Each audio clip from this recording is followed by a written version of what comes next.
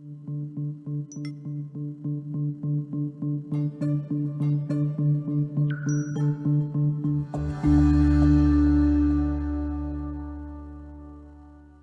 are predicting that the worst is yet to come, which is unfortunate, said one person here. Until now, they've enjoyed the reputation of being the nation's icebox. Watched a burglar in his home this morning by webcam. As a journalist of over 25 years, stories are what make my world turn. Reporting live from the Dallas newsroom tonight, Jeff Crilley, Fox 4 News. But in 2008, I took the jump from my familiar life and started a PR firm from my home. We're talking about anyone with a camcorder like the one I'm using becomes a television network. We started slowly growing the company, and we now have over 100 clients, and we've branched into the world of live digital broadcasting. I now own 8 different TV studios and have a huge team, and the stories that I now get to share are sometimes the most important of my life. Life has a funny way of coming around full circle. This is the Jeff Crilley Show. Welcome to my show. I think I can speak for every CEO in the country right now saying that all of us had to find another gear. I own a company here in Dallas. I have about 20 employees, and we had to pivot. You know, our studios shut down. We had to reinvent ourselves. To talk about that today, Tina Greenbaum, she is an author and best-selling speaker and much sought-after international speaker. Tina, welcome to the show. Thank you so much, Jeff. Thanks for inviting me.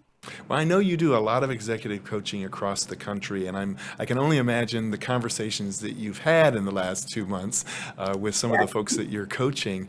How did your clients adapt to this new normal? Well, I think leaders who are really been leading for quite some time have an understanding that they need to pivot. I mean, it's a wonderful book, Who Moved My Cheese, is really up right now. So people are talking about, number one, how they're caring for their employees, how they're doing their business. I think last on the list, perhaps, is how they're caring for themselves. Sort of where I come in a little bit. Well, so you wrote a best-selling book, Mastery Under Pressure. We've got a shot of the cover of the book on the screen right now. Tell us about the book. What made you write it? So by training, I am a psychotherapist, and I started out many, many years ago working with women with eating disorders, actually, and addictions, and you name it, they had it. And so I recognized really early that my traditional Western training was insufficient because I could talk. And I used to say to these young women, I hear you, but I don't feel you. And if I don't feel you, you're not going to change. And I want to be successful.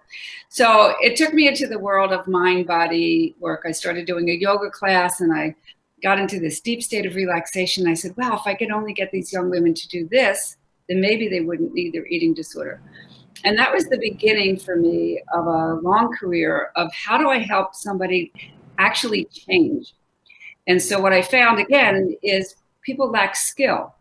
I always say that good mental health is not a natural sport, it's a learned sport.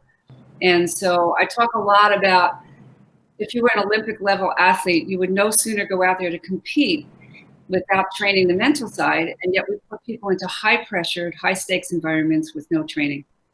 And so I took a lot of the many things that I've learned over the years, all kinds of techniques and strategies and sports psychology and Western learning theory. And now we have the neuroscience to back up what many of the ancient gurus and have known for centuries. And so I just kind of put it all together and built this program. And so I teach focus, relaxation, dealing with negative self-talk, how to visualize, and dealing with fear. And nothing could be more useful at this particular moment in time, especially. Wow. And I have to compliment you. I'm a speaker, but you're one of the most dynamic speakers I've ever run across. We've got a clip that we're going to roll right now. Okay, so when somebody tells you to just do it, come on, girls, come on, guys, just pick up that phone and just do it. There's a lot more to it, would we say? So stress comes along, hits our buffer. We can manage it in here pretty well, but man, if it's more than we can handle, we go right off the chart. Where do you need your energy? when you're doing a talk, a presentation, right? You need heart and mind. You need it here. You need to be grounded. You need it in your feet. But what happens when we get scared is the energy just leaves us. Okay, it goes way up into our head or out of our body, and we can't connect. And when we can't connect, we feel like we're cut off by the head. So I always say, people ask me what I do, is I teach people how to get below the neck. Mental skills requires practice and training and repetition. So we are constantly being asked to move forward. There's an impulse in us to increase, to become more, to grow more, to learn more, to earn more. My entire career has been about how do I help somebody change at a fundamental level. Okay, so our thoughts are part of it, but they're only a part. So we want to become very, very mindful. And this is something that I teach a lot, because you have to become aware before you can change. I like to look at this stuff from a mind and a body perspective. I'm actually a psychotherapist. I've been a psychotherapist for 30 some years, and always looking at how do we change? Conscious mind is finite. Now I want you to think about a job that you would like to get done really well. So part of my work is about peak performance. How do we actually perform at our highest level when we're under stress? When we slow down the body, the brain slows down. And when the brain slows down, we have space.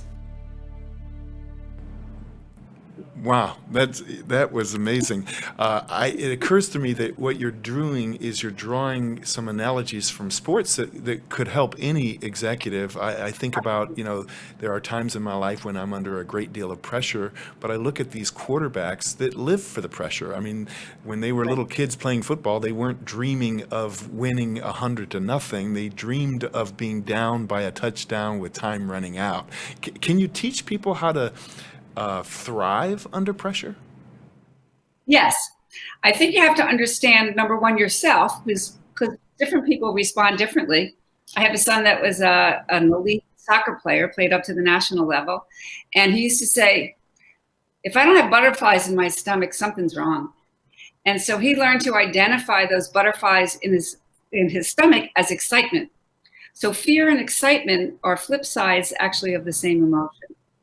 And great athletes perform really, really well under pressure because they have practiced their craft over and over and over and over and over again. I go like this because when you practice something over and over, it goes into the unconscious mind, and it's that muscle memory piece that we can learn to depend on it. Again, like when we're driving a car, we're not thinking all the time, I'm driving the car. The car drives, and then many times our minds go into other places. So over time, we learn to trust that what we have practiced over and over and over again is going to be there for us. It also doesn't mean that these thoughts don't come through. What if? Think of an Olympic level athlete. Really, if you're in the Olympics, you get one chance for 4 years of training and a whole lifetime's worth of training. So if I'm thinking about, I only have one chance and I better do this, well, now our focus is completely gone because now we're focusing on the outcome as opposed to being in the moment, in the present moment. And so we have to be able to put all these pieces together. The more you practice, the more the training goes into the mind body and opens up the right side of the brain where our creativity is, where images and things that we put together, well, actually the big mind does it for us. So as an executive or an Olympic level athlete, we have to learn exactly where to focus, because the unconscious mind is finite, and as soon as we take our focus off of that, we no longer have our presence of mind to do exactly what we need to do in the actual moment. Absolutely, and I just put an exclamation point on that point. I think the employees always kind of look to the executive on whether or not they should be fearful. And I think about that quarterback with time running out. In that huddle, they're looking to the quarterback for confidence that, hey, we've got this. I'll see you in the end zone. Talk about, how fear on the C level can actually infect an entire organization. So I actually did a talk not too long ago, and somebody asked me the same question. So if you think about a parent, and the parent doesn't know everything, but the child needs to know that the parent is in charge. And it's the same thing for the executive. So you want to be transparent. That's sort of the new way these days, really. It's different from the old way where executives could hide behind, many people and many doors. Now you've got to be out front. You've got to be, accessible and authentic and transparent. And at the same time, you want to actually let your people know that you have their back, that you are in charge. Now, let's just say you may not be feeling it 100%, but that's not what you want to communicate. But you do want to take those fears and work with somebody else on the sidelines who you can confide in, and you can really share your fears so that when you go back out into your, onto the floor with your employees, you present that feeling of confidence. And it doesn't mean you're lying. It means you're telling the truth, but you're the one that's holding that energy of, I've got your back and I'm going to figure this out. We're going to figure this out for you, and we're going to figure it out together. Wow. Tina, I could talk to you for hours. You're amazing, and I appreciate you coming on the show and giving us your wisdom. We're going to put the website up on the screen. MasteryUnderPressure.com is the website. Get a hold of Tina for all your speaking needs and coaching needs. And Tina, thanks again for coming on the show. Thanks so much, Jeff. That's it for now. We'll see you next time.